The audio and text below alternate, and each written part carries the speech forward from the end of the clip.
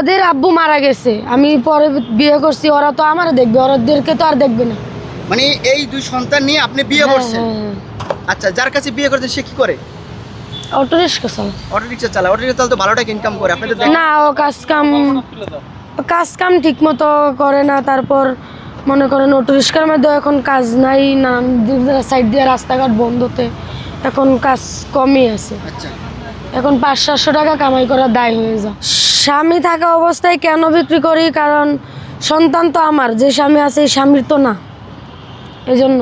মানে বুঝলাম না, আপনার স্বামী আপনার না, মানে তাতে আপনাদের হয় না, তাতে কেমনে হয়?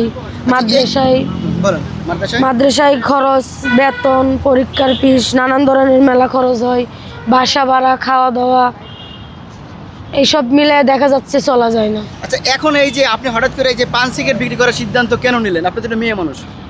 আমি মূলত এটা নিছি আমার বাচ্চা দুটাকে মানুষ করার জন্য, ওদেরকে লেখাপড়া করানোর জন্য, ওদেরকে একটু ভালো রাখার জন্য। আচ্ছা, আপনি ভাইরাল অনেক ভিডিওতে বলছেন যে আপনি পান সিগারেট বিক্রি করতে অনেক বাধার সম্মুখীন হয়েছে, অনেক কুপ্রস্তাব দেয়, এই ভিডিওটা একটু বলেন তো। হ্যাঁ, বাজে সম্মুখীন, এটা তো বাজারে নানান ধরনের নানান মানুষ আছে, নানান ধরনের নানান কথা বলে, কেউ ভালো কথা বলে, কেউ খারাপ কথা বলে, কেউ খারাপ প্রস্তাব দেয়, কেউ ভালো প্রস্তাব দেয়, যার বিবেকে যখন যেটা আসে সেটাই বলে। আচ্ছা, একটু বলেন কিরকম প্রস্তাব দেয়?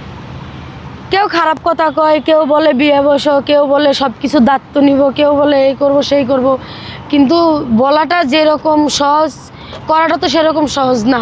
বাস্তবতা বড় কঠিন, কারণ বাস্তবতার সম্মুখীন আমি যেহেতু হয়েছি, তা আমি তো ভালো করে বুঝি এটা কত কষ্টকর, এটা কত ভয়ঙ্কর। এটা তো আমি নিজে কষ্ট করে ওদেরকে নিয়ে চলতেছি, ওদেরকে নিয়ে যেহেতু আমি একা রাস্তায় নামছি, তা আমি তো বুঝি কষ্টটা কীরকম। তো ওরা তো আর বুঝে না। অনেকে আমাকে অনেক কথা বলে, অনেকেই বয়স্ক মানুষরা ভাবি বলে, কেউ আপা বলে, কেউ নানান ধরনের নানান কথা বলে। তো ওদের কথাতে অনেক সময় অনেক কষ্ট লাগে, আবার অনেক সময় কষ্ট লাগলেও কষ্ট মনে হয় না, যে আমার তো কিছু করার নাই, আমার তো আর কোনো রাস্তা নাই, রাস্তা থাকলে তো আর এত কথা শুনতে হইতো না।